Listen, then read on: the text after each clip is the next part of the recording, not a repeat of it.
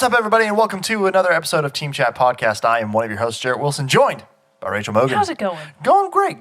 Just gearing up. We're recording this right before Thanksgiving, so we're both about to travel. We're about to hit the road. Head home, see our familias. Which actually makes this topic tie in really kind of well with what we're going to be. Actually That's so does. weird. I That's didn't think funny. about that. Okay, we'll That's talk really about funny. it in We'll a get second. to that in a second. Yeah, we'll get to it. But in case you did not know, Team Chat Podcast is a weekly video game show where we talk about games, the ones we love, the ones we hate, and everything in between. If you want to listen to us, you can do that by subscribing to podcast services around the World Wide Web. New episodes come out every single Tuesday at 9 a.m. Central Time.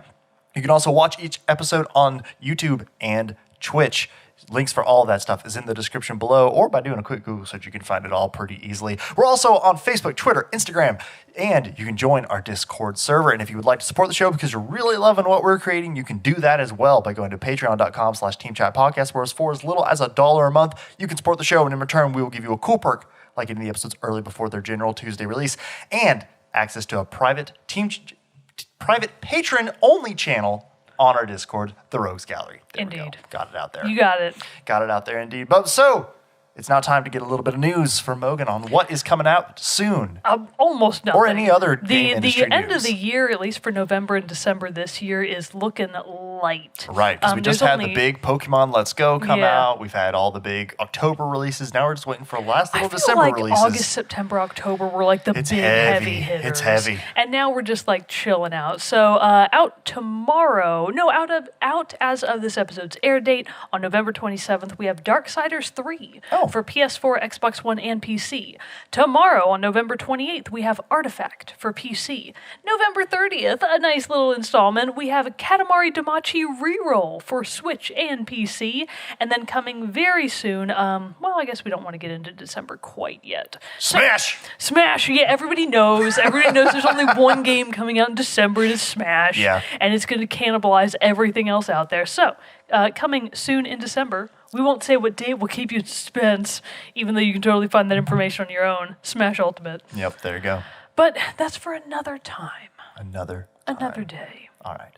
Well, so what I'm going to do, instead of our normal Red Dead Roundup right here, I had to cut it from last week's episode due to that episode going a little long. So I'm going to include that here. Oh, okay, clever. Unless, of course, this episode goes long. But I'll probably still just keep it in there. So let's just pause and then make shitty comments about past Jerrett, whom we hate. Yes. Future Jerrett is the one we like. That's true. Okay. And present Jerrett. Everybody loves Well, present he's Jerrett. all right. He's medium grade. All right. So my Red Dead Roundup for this week, I played finally a mission that I had heard a lot about, and was excited to get to. Basically, and it's not super spoiler, nothing big happens in it, but it's just super fun. You wind up taking one of your companions who lives in the camp with you that you all share with the rest of the Vanderland gang. You take him into town because he had a rough day. He just escaped like a bad situation. You take him into town to get drunk. And basically you just go to the saloon, and you can either start it by like antagonizing this one other drunk guy, or like trying to be friendly with him and all that, and then he just goes on this wild bender. It's like really trippy. You get drunk progressively, and like the screen's all moving and waving and being crazy. Arthur's like stumbling all over the place, and you keep losing your companion in the saloon. Just like every group of drunk girls on 6th Street, they always lose the one friend. And so they're going along. You're going along. You keep like having to go find him, and you like have to go check rooms at one point. You walk in on a couple doing it. Oopsies. No. But then like you start thinking every other person in the bar is your companion, because they look like him. So you keep going up to him, Lenny.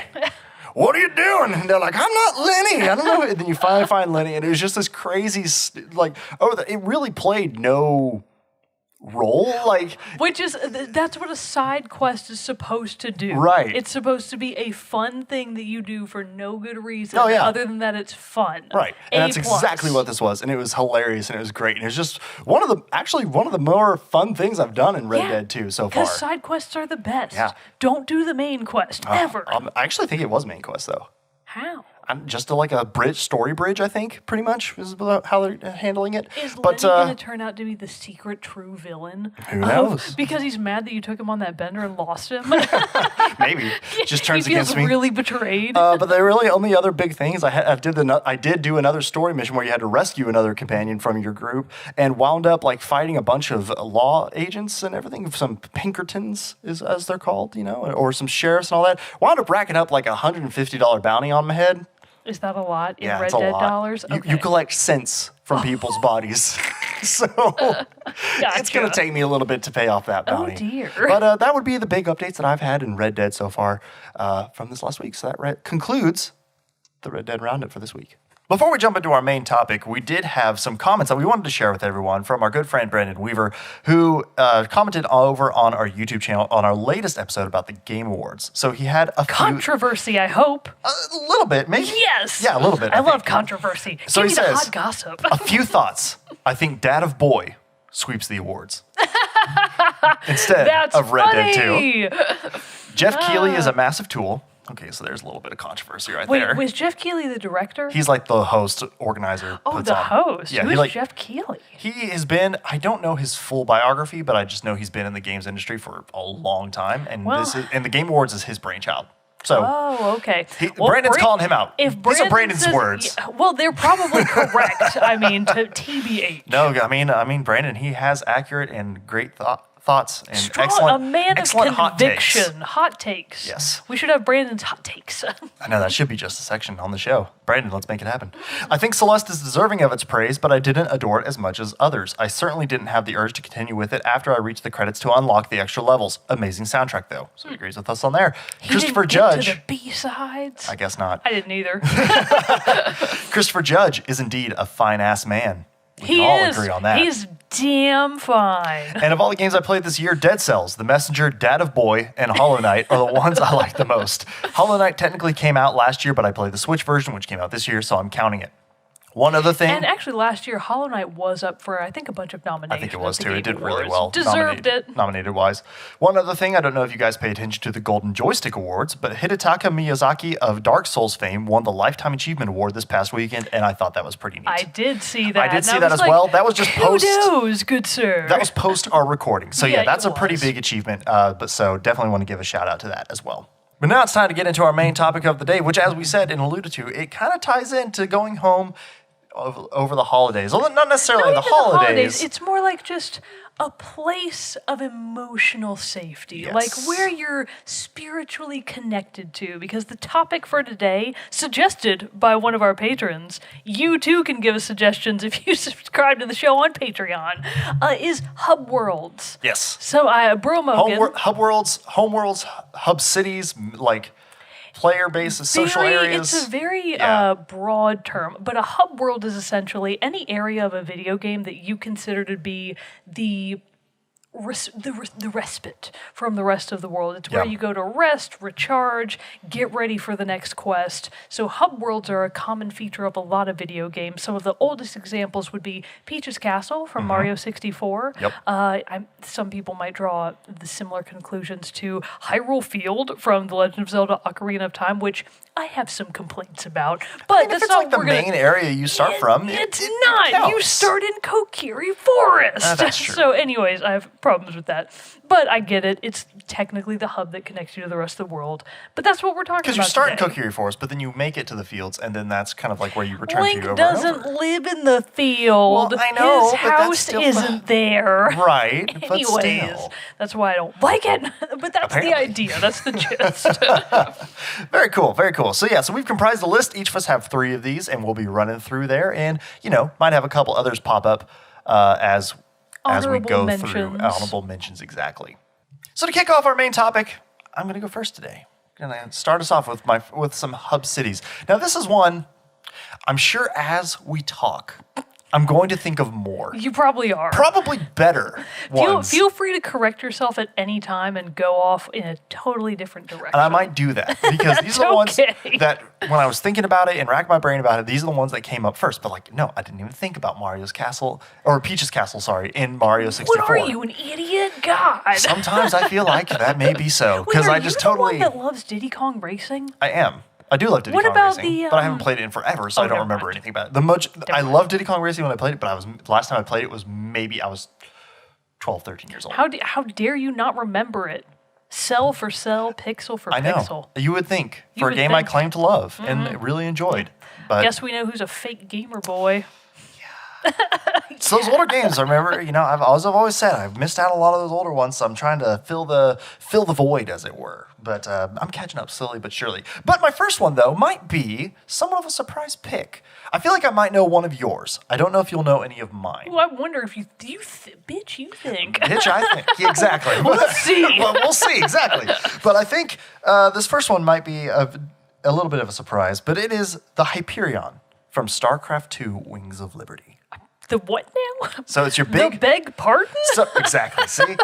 Because I only think it was going to be surprised because when I brought up StarCraft, the first StarCraft way back when, I think for the last music episode, you were very surprised. Like, you play StarCraft. But I play StarCraft. I'm actually still surprised. I totally forgot that you had mentioned it previously. So it's astounding. That I don't play super often, and it's been a very long time since I played, so I had to go back and refresh myself a little bit on this. But the main hub of StarCraft II: Wings of Liberty is the Hyperion, which is your battle cruiser that you fly around in, that's captained by the main character that you play as, I guess, in quotes, Captain Jim Raynor.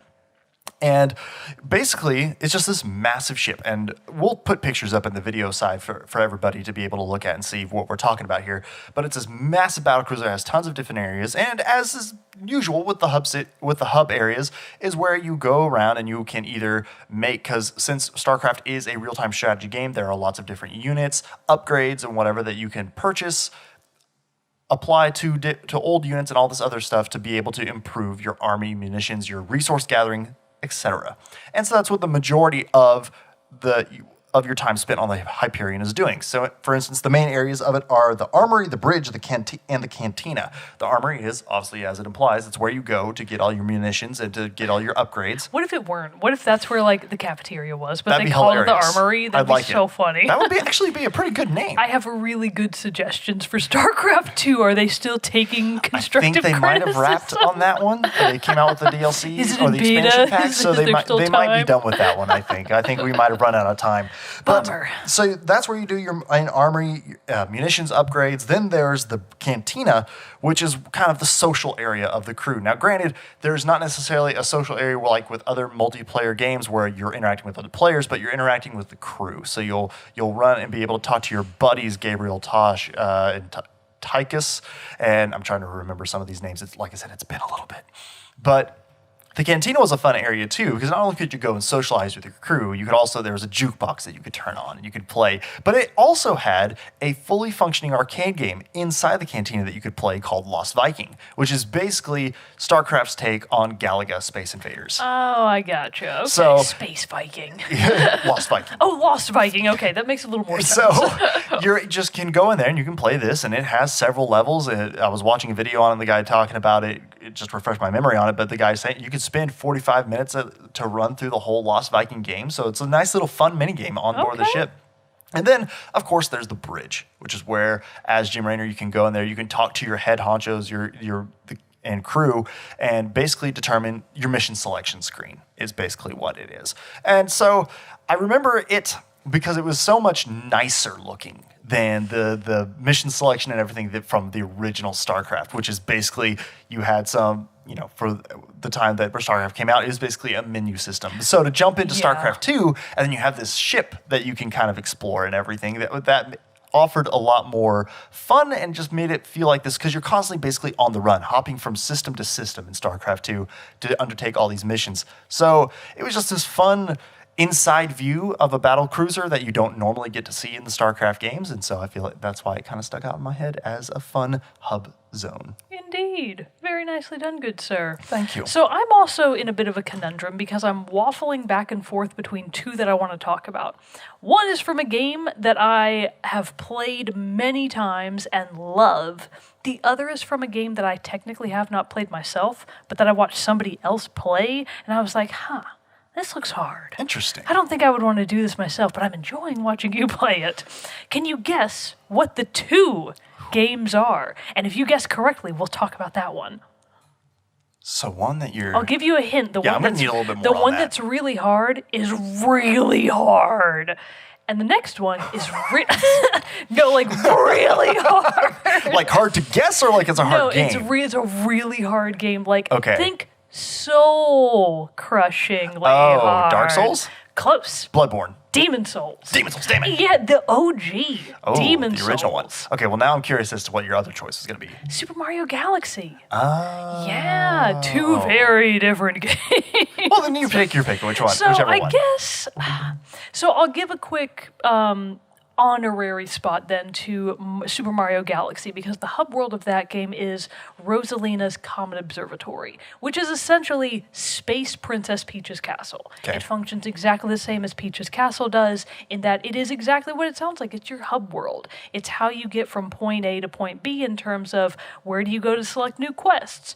But it is very simplistic in that it doesn't really have a lot more to offer beyond just fun little side things to kind of discover along the way. And of course, being full of Lumas, one of the greatest video game creatures invented of all time. I adore Lumas. Whereas I think I want to talk a little bit more about Demon Souls, the Nexus, because it's got a little bit more to it in terms of depth. Yeah, see, I'm curious about this one as well because So the I know Dark Souls, I know Bloodborne a little bit, but I really have not seen anything of Demon Souls. So Demon Souls, I mean, obviously it's the oldest of all of the Soulsborne games. Right. By extension, it does have a lot of, by now, technical errors kind of associated with it just because it was a little clunky. It didn't quite play super smooth.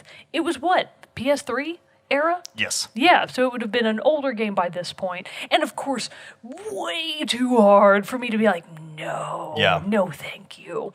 But I watched Bro Mogan play it. Oh, okay. And so he spent a lot of time in the Nexus. And one of the key reasons that I remember the Nexus so well is A, he was there all the time. It's your hub world. B, it has a girl in it called either the Void Maiden or the Maiden in Black or like the Nexus Maiden. I don't actually remember what she was called, but the gist is that she's this person that lives in this area called the Nexus, which think of like the interior of a massive cathedral. That's kind of what the Nexus looks like, but darker. So it just looks like this very somber, a really kind of intimidating place, but there are no enemies there. So the whole thing about the Nexus is, in comparison to the rest of Demon Souls, it's the one place you really kind of can't die. You're like, oh, thank God. I can finally breathe. I'm finally safe here. And it does also do all of the other hub world functions, such as it permits you to upgrade all of your materials. And now, of course, the key way for you to do that in any of the Soulsborne games is you get souls, and you then use those to upgrade your own abilities, and of course re-equip new armor that you may have collected along the way. So the premise of the Nexus is you, the character, have died, and there you are in the Nexus, and you basically have to go out and fight demons, of course. What's interesting about the Nexus is even though it does present the player with a sense of safety and a sense of home in a certain way, you are trying to escape. You're trying to get out of the Nexus because it gets across this very subdued, kind of sad tone by the presence of the other characters in the Nexus. So the Void Maiden, honestly, I don't think that's what she's called. I think it's the Maiden in Black. I genuinely cannot remember. She's awesome. She has like this weird voice. I have no idea what kind of accent she's supposed to have, but it's weird. And I'm like, sure, Void Maiden, whatever you want. I'll do whatever you say. I'll go wherever you tell me to. Just give me the orders, lady. She's your primary NPC that you interact with the most with. But there are other NPCs that are actually the lost souls of other people. A blacksmith, for example, might be one of the other people there. A magician, maybe. I'm kind of making stuff up because I don't remember all the details, but you get the gist. Right. The other people in the Nexus are there because they wanted to escape the outside world, but now that they're in the Nexus, they're trapped. They can't leave. They're there for eternity in a place that is really, I mean, is it better than having to fight demons all the time? Who knows? How bored do you want to be for the rest of all of forever? So it's like, man, they probably really like having you around to distract them from the terror of eternity. So the Nexus is a really interesting concept in that it is your home base, but you're also trying to get away from it. So that's why I wanted to talk a bit about the Nexus. Whereas with Mario Galaxy's Comet Observatory, you want to be there forever. Right. It's awesome. It's a great place. Who doesn't want to hang out in space with little star babies that like eat little star bits? And Rosalina is there and she's like awesome. It's like, yay! Caretaker of it all. Very different places, but both very interesting in their own right. Interesting. Very nice. So very nice. technically, my number 3 would be the Nexus. There we go. Boom. Demon Souls, not Dark Souls, not From Soulsborne, Demon Souls. not Bloodborne. Demon Souls. There you have it, everybody. So my number 2 is one from another game that I like, and I'm actually going to kind of compare and contrast, or another one that I kind of want to rope into this because it's very similar, and I feel like is a fun way.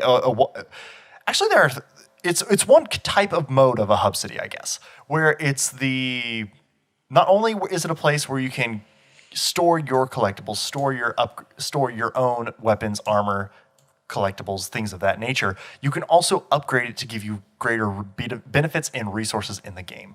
And it is Villa Auditore from Assassin's Creed II. Oh, I actually wondered if you were going to mention Assassin's Creed. Yes. I thought you might talk about that like weird underground thief village. Weird underground thief village. It's like a cave? From what game? Now, maybe I'm thinking of the wrong game. Never mind. Okay. I don't know. Well, now I'm perplexed. Yeah, sorry. I might be thinking of you talk. I'll look it up. But there are similar ones to this, and so this is just the one that I probably have the most experience with. But like, you could also say your main camp in Red Dead Redemption 2 is very similar, where you can provide upgrades and provide resources to the camp to make it better. Also, another hub city that is very similar is New York. Your main base in New York City in The Division. Is also, okay. It has upgrades where you can upgrade this. So you can basically do this at Villa Auditore. It's the one from Assassin's Creed 2. So it's the Auditore. Ezio Auditore is your main character. It's his family's villa. And aren't they fancy with all their Italian money? Nice Italian riches. They probably got it from that corrupt Pope. Nah. Those bastards. Not because you killed the corrupt Pope in Assassin's Creed 2. Spoilers, yeah, eventually. But anyway, so basically just this one, and Assassin's Creed 2 also is the game that introduced where you could buy shops and all these different things. And so around the town. Yeah, you could. And so basically all the real estate purchases that you had would build back and be able to would increase how much money you were able to make per hour rather than just getting loot. Taxes.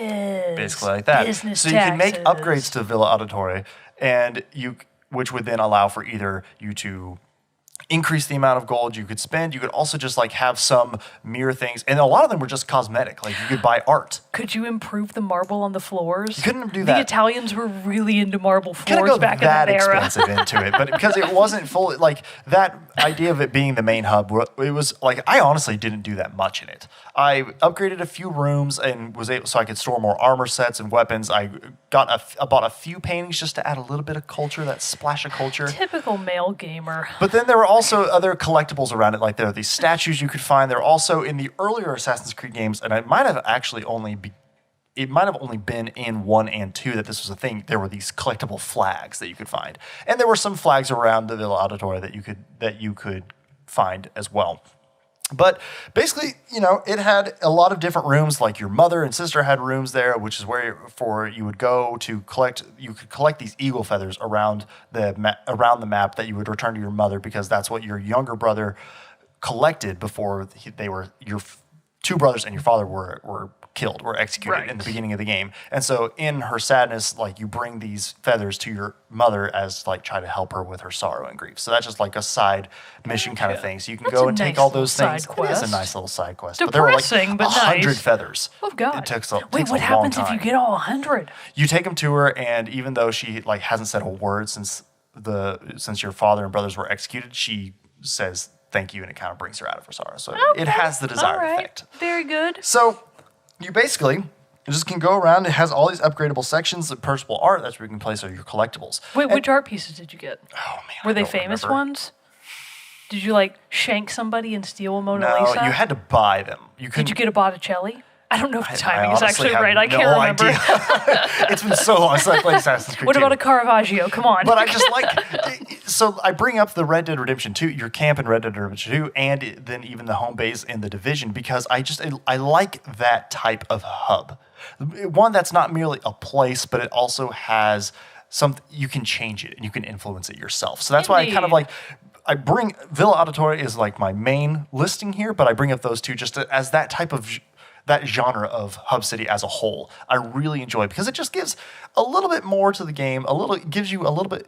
Again, I'm I'm very geared towards getting achievements and for unlocking those things. So it gives me another step, another goal for me to achieve. Right. And so I really enjoy having games where that is kind of another side goal, a side quest, as you will. And so obviously I haven't spent as much time in the Red Dead Redemption 2 camp yet as I would have in Assassin's Creed 2. But that one's even more because you have to keep camp supplies at a certain level because you got to keep everybody happy. But then you can buy more gear, which then allows, say like the cook, Pearson, it allows him to be able to craft materials for you and all this stuff. But like you have to buy him leather tools first, which are like $225, and that takes a long time to get. No, that's too much work. No, that's a bad hub world. See, I like also, who would rather live in a camp with a bunch of dirty, gross cowboys than a freaking villa in Italy? Well, I mean, Hashtag nobody. True. Yeah. But then, but still, for what they live in a nice house with my grieving mom and sister. And your Uncle Mario, who greets Mario. you by saying, "It's a me, Mario." Oh my God. Yeah, who wouldn't want that? Come on. Great. It is great. It is great. But I'm just saying, the camp in Red Dead 2 is a further expounded upon version of the Villa Auditore, basically. Gotcha. And then even in the Division, same thing. You upgrade the armor, you upgrade the medical, you upgrade your tech centers that basically give you more benefits throughout the world and more stats to your equipment and your base stats and everything. So that's pretty much that. Alrighty then. Well, mine. These really don't have a whole lot that you can go in on. They don't have a lot I feel that like you can it's go a little into, low, but it doesn't matter because hub worlds are there to act as your emotional crutch, basically. Yeah, your support. And the game I'm going to talk about next is very much in need of that. Just in terms of you need time to be able to reassess and reconvene with your group before you head back out onto the next quest. It's Monster Hunter Worlds. I knew this is the one that I knew you were going to talk about. This one I assumed you were going to talk about. I actually wasn't initially sure if I was going to talk about Astora. So again, this is Monster Hunter World, not any of the other previous ones because I haven't played any of them, but Monster Hunter World's Astora. So essentially, I think the premise of Monster Hunter World is that you are in, I guess, a new continent, because I suppose in the previous games, like think of Europe to America, kind of. They refer to Astora as like this new world. They refer to the world around you as being totally new. You are essentially really bad colonizers,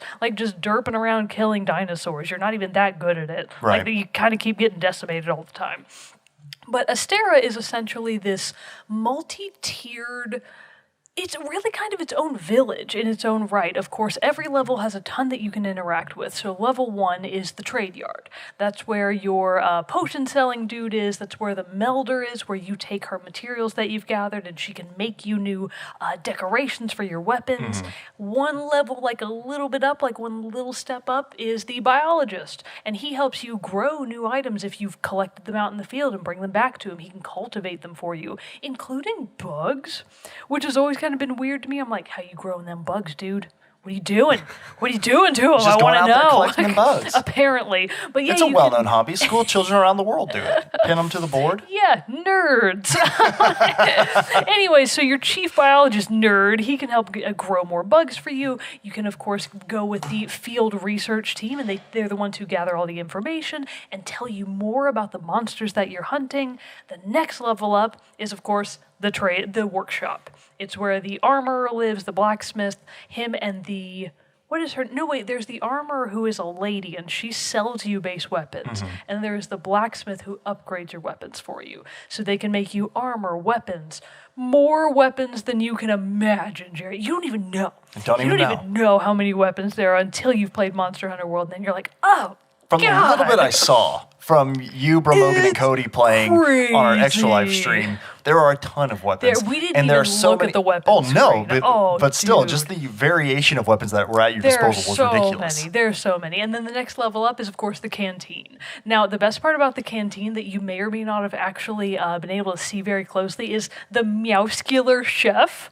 So, of course, one of the key components of Monster Hunter are palicos. They're like these little cat people. So they can talk and they're like sentient. The Meowscular chef is this big buff palico chef. And he's literally called the Meowscular chef. He's so funny.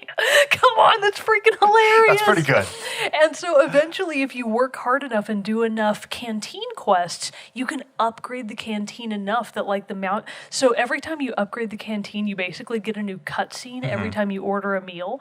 And up until the final one, the muscular chef just kind of supervises his little plebeian cat chefs. They like make you soup and stuff. But then the final one, once you've upgraded the canteen to max, the muscular chef himself will actually take out his giant meat cleaver and cleave the little slices of meat and then flip them and roast them perfectly for you and then present you with your dish. And it's like, muscular chef, you're the best.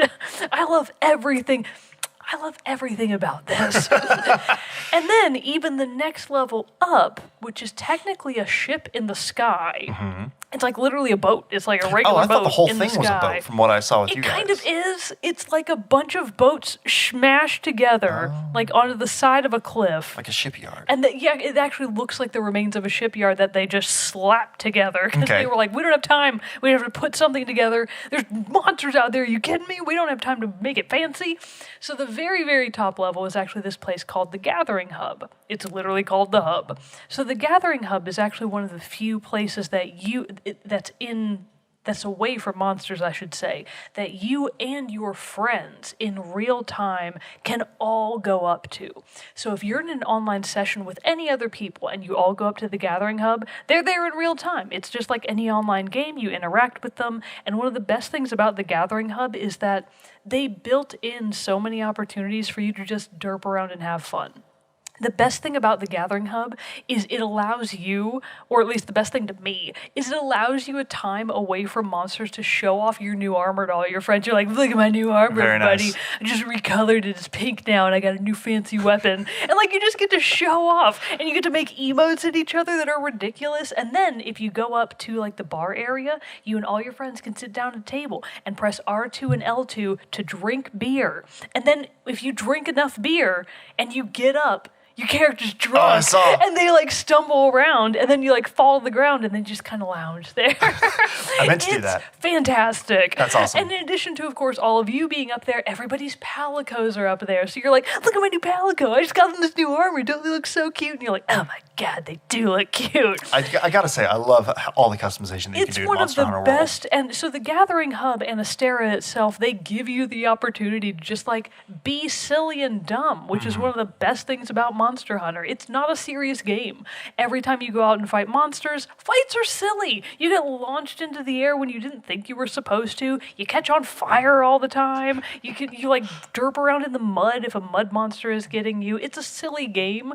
But all the same, quests can be stressful. Like if you're trying to fight something that you're actually really kind of not at the right level for, you don't have very good armor to fight, it's a real bummer to get stunned all the time, to get all of your weapons like lose their sharpness every 5 seconds. You're just taking so much damage. Sometimes you die and you fail the quest. And then you get teleported back to Astora and they're like, wow, you suck. And you're like, well, yes. But Factually, you are right about that, but here I am back at Astora to upgrade all of my armor and hopefully go back bigger and better than ever. So I guess the point of Astora is it is a fantastic hub of everything that you need and a ton of stuff that you didn't need but wanted regardless. One of the other fun little features is that you're like a new hunter, right? You're a new hunter in Astora. They've assigned you to the 5th division or whatever it's called. And the better you get in the game, you know, the more you actually progress through the story, your like reputation builds up and they're like, wow, you're like the best hunter we've ever seen. Right. And the people of Astora basically give you your own room. And at first it's just like a little puny shack of a room and you're like, kind of sucks. Not very fancy on here. But once you get further enough along, just like with the muscular chef, eventually you get a big fancy room. Nice. And it kind of looks like the interior of like an old stone mansion. And your bed is huge. And you have a garden out back with a pond. And you have a fireplace. And there's 2 palicos that help each other play a harp for you all the time. Very cool. They just play you mood music all the time. And then your palico is there. And then you also have like a little palico servant who is just straight up your servant. And you're like, this is the best thing that's ever happened to me. And the best part about all of that, about your room, is that if you catch small monsters out in the field, which are really just, they're not really monsters, you don't fight them, but things like a toad. Like if you catch a paratoad, which is like this little toad that if you kick it, it like puffs up, and then it releases a cloud of paralysis smoke. And then of course it might paralyze you. Right. And one of my favorite things to do is to be like, hey bro Mogan, hey Cody, come over here. Come over here. And then we all move into a tight circle around a paratoad. And then you kick it. And then it goes off. And then you all just kind of lay on the ground twitching. It's really funny. That's the kind of stuff that Monster Hunter is great at. If you catch a paratoad in like your net and bring it back to your room, you can release it into your room as a pet. And then there's so much you can do. And then if you sit on your bed, your paratoad, depending on where you put it, it might like kind of crawl over to you. And then you get to pet it, and then you feed it snacks, and then it might go off, and then you might be paralyzed in your room, and it's like, man, is that a bomb that you want in your room? Yes. I caught a paratoad, a bomb toad, a nitro toad, that's what they're called. And a sleep toad. The sleep toad is my favorite. But yeah, you can catch any small monster you can get your hands on and just release them into your room. And there are like so many slots. You could, in theory, have a room full of small monsters, which is what I'm working on, but I haven't gotten there quite yet. I've mostly focused on the paratoads. Very nice. Oh, and one anglerfish that I keep in my pond. But yeah, so Astora, A++ for hub world design and silliness factor. Because that one seems to be more in line with what I was talking about, with like the customizable, upgradable hub city that I enjoy from like Red Dead 2 and Assassin's Creed and Division. So that's really cool, but man, there's so much you can do to it. I'm going to show you a picture of the Meowscular Chef. Please put this in the episode because he's the best. You're going to fall in love with him. Meowscular Chef. Yeah, I got to see this guy. Hilarious. That is the Meowscular Chef. Very the middle one. He's like he's like way bigger than the other Palicos, and he's like buff, and he has a big old meat cleaver sword. He's the best. Very nice. I love Mr. Meowscular Chef. Very cool. Very cool. So what is it called again? Astora. The Astora. Monster Hunter World. So I got to say, quick little side note on the Monster Hunter World. What are your thoughts on the movie that's being made? Monster Hunter movie in production currently. I take it by your reaction. You had no idea. No. You're probably not going to like it. Of course not. Video games make shitty movies. The only exception is the Castlevania Netflix series. Well, especially when you hear who's directing it, Paul W.S. Anderson, who did all the Resident Evil movies, and it's starring Mila Jovovich. Who did all... Oh. The first couple of the Resident Evil movies were good. Yeah, actually they were. I correct myself, listeners. The last ones were not too great. No. I watched the most recent, the latest one. After 2, they were terrible. Yeah, oh yeah, they're bad. It was real bad. They're real bad. So apparently they're taking on Monster Hunter World in a new movie. It's currently in production. It's co-starring Tony Jaa and they just released their first image from the movie. Why? Or Tony Jaa, sorry. And so there you go. That's what we're looking at. Why are they doing this? Why not? Is this actually based... Oh my god, he's meant to be Matt Mercer's character from... Wow, that is weird. So that's what's going on. Why? Why not? It's what the people want. It's really not. I know. I've the never heard people don't want this. No, nobody asked for this. You know, he got tired. They're done with Resident Evil, so now they're moving on to the next series. I will say that once it eventually makes its way to the Sci-Fi Channel, once it leaves theaters and inevitably winds up on like some sort of bad sci-fi marathon, I will watch it. Okay. Because I am curious. I'll watch it too. I'll watch it just about any movie. Now, I will say that I think Monster Hunter actually has a fairly good flexibility to potentially be made into a movie because the actual story of Monster Hunter sucks. Very light. So if they did away with the story and just did their own thing in the context of Monster Hunter, you could be a good idea. It could, because you could have a movie like Pacific Rim, which everybody was like, giant robots fighting giant monsters. Is this going to be anything more than just like crazy fight scenes? But then it actually turned out to be really good. But also it was a great idea in the first place. But Monster Hunter World... I had my doubts until I saw it. Then I was like, this is amazing. I am concerned. The monsters of Monster Hunter are, of course, larger than life. And I feel like if they are going to have to rely on CGI... Oh, it's going to be a CG fest. And it could wind up being really bad. So this is from comicbook.com. Monster Hunter live-action movie gets a first full set image plus official synopsis. The official synopsis is, quote, "Behind our world there is another. A world of dangerous and powerful monsters that rule their domain with deadly ferocity. When Lieutenant Artemis, Mila Jovovich, and her loyal soldiers are transported from our world to the new world, the unflappable lieutenant receives the shock of her life. In her desperate battle for survival against enormous enemies with incredible powers and unstoppable, revolting attacks, Artemis will team up with a mysterious man who has found a way to fight back." No, that's awful. That's what it is. They should have just started it in the... Oh my God, that's yeah. So worse I have than seen I thought. other images, and she's like a modern day soldier and looks like a modern day soldier, and then now she teams up with Tony Jaa's character. I'm off. You lost me. That's terrible. That's literally awful. Wow. We'll have to see it and do a review episode. It's already a double thumbs down from me. We'll have to follow up once it comes out and do like a review episode. We should do like a team chat watches and like just film us watching it. Like when Shia LaBeouf filmed himself watching all of his own movies. Yep. We should do that. We should. But with all of the Resident Evils plus Monster Hunter. All the classics of Paul W.S. Anderson. All right, well, my last pick for Hub City is one that I think will also surprise due to the game that it comes from, in my opinion of that game in general now. But it is the tower from Destiny. Oh, I actually wondered if you might talk about this. So this is Destiny Uno? Uno. Although I have to say, in close second to this was going to be the farm from Destiny 2. Oh, I thought you were going to say from Stardew Valley. Well, I actually kind of thought about that one too. I did too, but I wanted to save it for our freaking Stardew episode. That was my thought on it too, but I was kind of like, this whole thing is a hub world, and I love it. But anyway, we'll get on to that in another episode. Mainly it was the tower, and then really the farm is great. The hubs of Destiny are actually really well rounded. They offer the general fare, like we've talked about. Vendors where you can upgrade and buy new gear, cryptarchs who can decode engrams that you find in your travels and play through the worlds, which then give you other gear and stuff. You can talk to the commanders of the Vanguard, Cade 6, Zavala, and Akora, and then you can also talk to the Speaker, who is the person who is able to. Speaker of the House, Nancy Pelosi. The go-between. Yeah, sure. Yeah. The go-between of the Traveler, which is the big white sphere that is floating above the city, and the people of Earth, basically.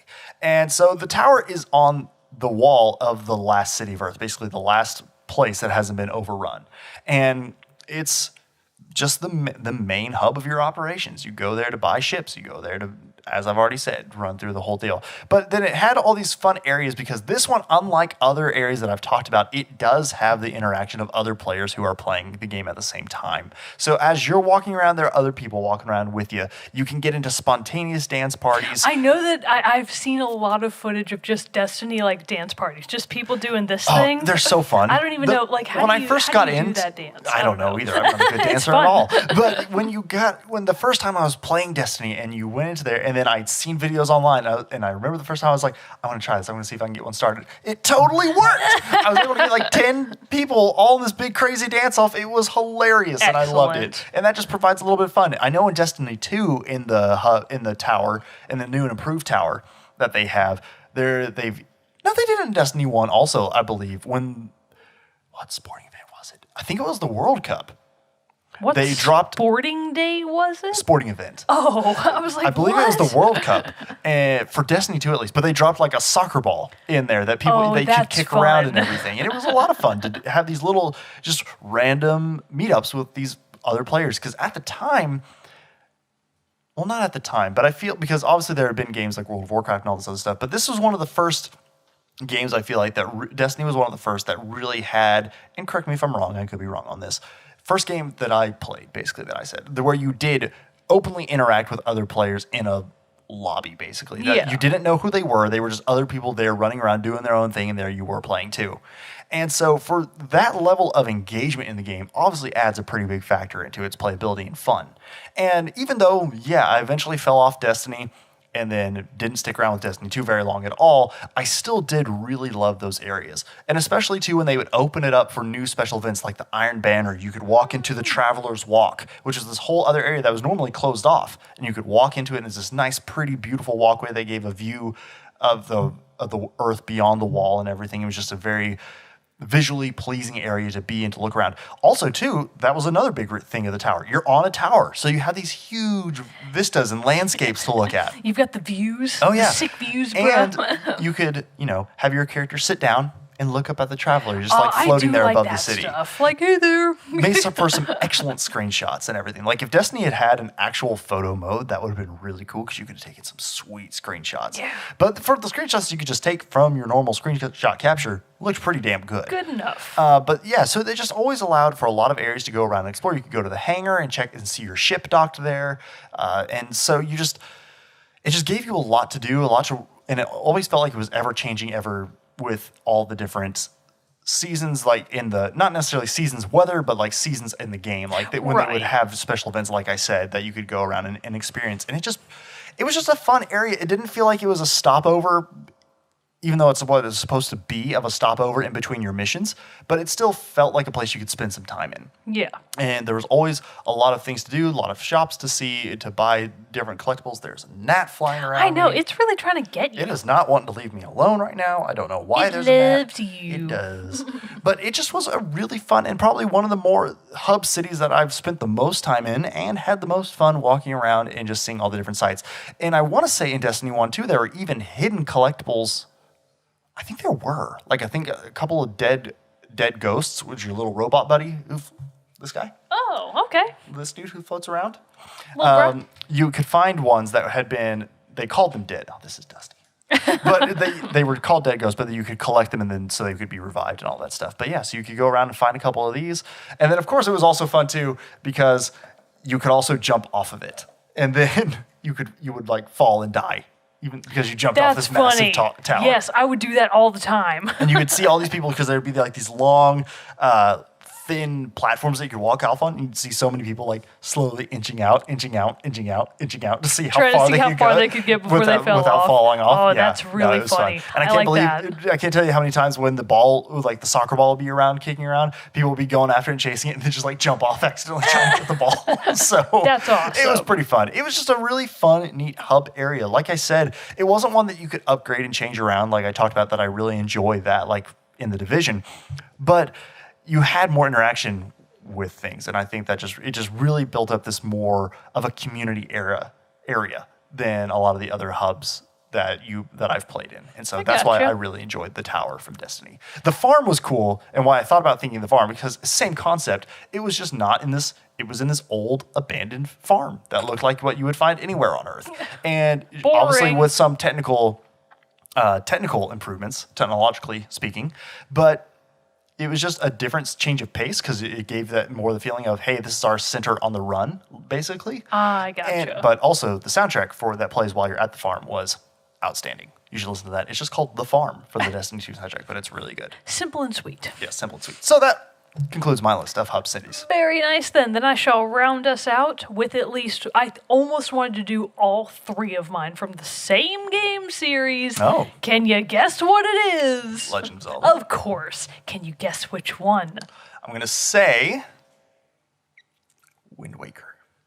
Close. Very close. That is a very good guess. Phantom Hourglass? Is that one? An interesting guess. You do have a boat. That technically is your hub. No. So Breath of the Wild? No. Oh. But Breath of the Wild was almost, because I wanted to talk about Hateno Village, which is like that's where you build your house. It's like your spiritual home. But no, and no. It's Skyloft from Skyward Sword.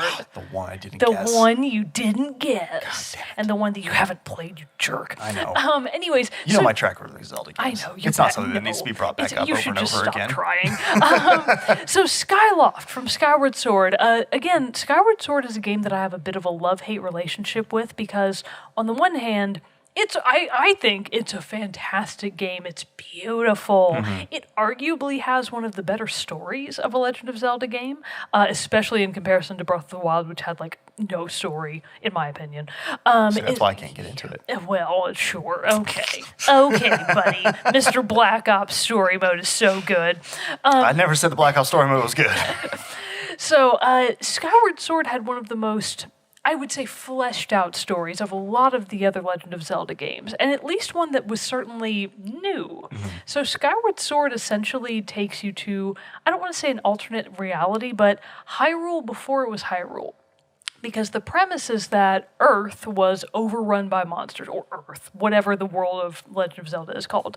It was overrun by monsters, and so a goddess, Helia, decided, well, I'm just going to take my chosen people here, the humans/aliens, and we're going to say, fuck you to everybody else, and I'm going to raise our, basically, land into the sky. Oh. And so there's this whole system in the clouds, protected by a dense cloud barrier below them, of just floating islands in the clouds. If that's not the best and prettiest, it's pretty cool. It's pretty awesome.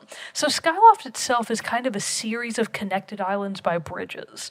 And it's actually one of the larger hub worlds that I can think of in a Legend of Zelda game in terms of what all is there, like how much there is to interact with. The premise actually of Link's character in Skyward Sword is that he's going to like soldier school. He's like a cadet. And in the school there are other people who also all wear variations of like the classic green armor that he wears. It's kind of supposed to be the premise for what would eventually become the hero's armor. And so it's a really cool way to try and give context to the broader Legend of Zelda mythos. I don't agree with everything that they did. I think some of it is dumb. But I liked the execution in the context of Skyward Sword. You also have these, of course, you're a floating city. You're connected to a bunch of other islands, but how do you get to them? You gotta fly? You gotta fly. Oh, you fly on a bird, right? Yeah, you fly on a big old bird. I didn't know this because my buddy Michael played it when we were living together, and so I saw him. I've seen parts of this one, So the birds are called loft wings, and they are actually modeled after a real bird. Are you familiar with the shoebill? Yes, we talked about this. I feel like before. They're so cute. Yeah. So loft big wings. honking beak. Oh, they got a big honking beak. Loft wings are these ridiculous-looking birds. They're the size of chocobos, so like think giant ostrich. Yeah.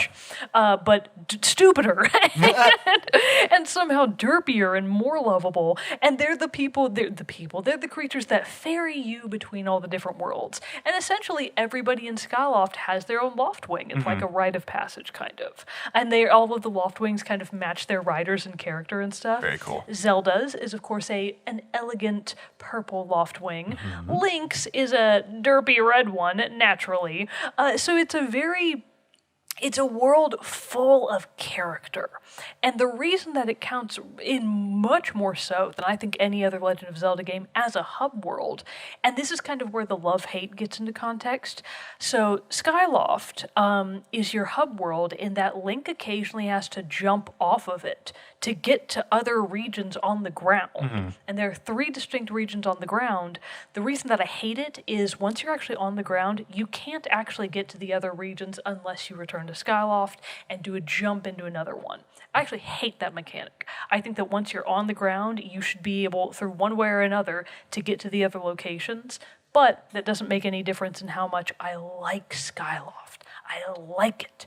It's a beautiful, vibrant world. It's got marketplaces. It's got tons of side quests for you to participate in. Really, the majority of your side quests come from Skyloft because that's where all the people are who can request things.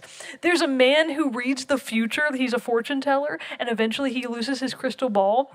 And he's so weird because he has a huge head and huge eyes that are like very crystalline. And he has tiny little hands. And you're like, why are your hands so small? Why are your eyes so big? Why is your mustache so small? He's a very scary man, but I love him. And he gets so sad when he loses his crystal ball. I would too. That's your main mode of economic. You have to help him out. Yeah. So in terms of being the classic hub world of, it's where you go to upgrade your stuff. It's where you go to refresh your hearts. You can actually go back to your dorm room at the Cadet Academy at any time and take a nap on your bed.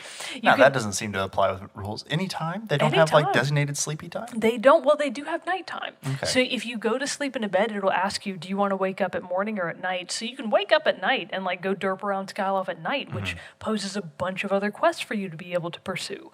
So in those terms, it does function very traditionally as a hub world. The reason that I pick it as my number one is that Skyloft actually has a a very real function in the story of the game, which a lot of hub worlds don't. So, of course, the premise is that Skyloft is a separated part of the world it used to be attached to. The goddess Helia took it into the sky to try and protect it, but now the premise of Skyward Sword is, okay, stuff's going wrong on the ground. There's this big giant monster, Ganon, surprise, surprise. We have to do something about it.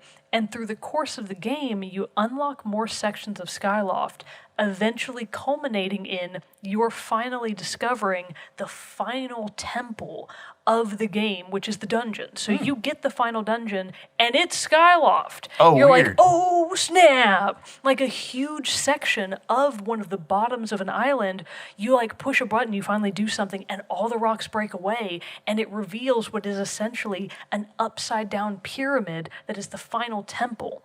And you basically go into it at the top where it's really, really small, and then it expands out. And it's a really neat idea that the final temple is where you started.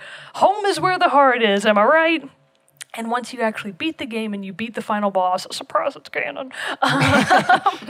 It actually kind of is bittersweet because what ends up happening is you reunify Skyloft with the ground. You're like, okay, let's take this sucker back. And it's like, how are we going to do that? In reality, it's just the one main temple that descends back into the earth, but it essentially acts as, okay, cool, Helians, we're going to come back to regular Earth and stop being sky people anymore. And part of that is like, oh man, what? We don't get to like live in the sky anymore? It's freaking awesome up there. But in this broader story of the game, it's okay. This is how all the rest of the games are meant to start from. This is their starting point. So I think it's a really interesting concept, and I loved the way they pulled it off. Skyloft as a place is one of my favorites. I just adore Skyloft. It's so pretty. It's so fun. It's full of characters to love and hate, but love to hate. So Skyloft is easily my number one. Very nice. Easily. Very nice pick. Well, that was our list of hub cities, main bases, home worlds, whatever you want to call it. And as usual, we would love to know what your favorites are as well. So send us an email, teamchatpodcast@gmail.com. Comment on our Facebook page. Send us a tweet. Comment on YouTube, Twitch, all the different places, or our Discord that you can join. Link is in the description below. But before we go, we do have to do our soundtrack spotlight, which Mogan has prepared for us today. So mine is, of course, the Astora main day theme. Now, normally we would have a composer here, but there are multiple composers that worked on Monster Hunter World, so I'm afraid I do not know exactly which one did the day theme. But Astora, main theme day. From Monster Hunter World. Monster Hunter World.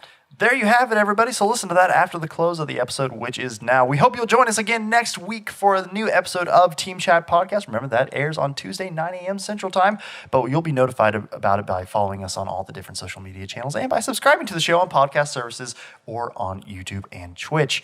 But until next time, I'm one of your hosts, Jerrett Wilson, joined by Rachel Mogan. Adios. We'll see you all next time. Stick around for the song.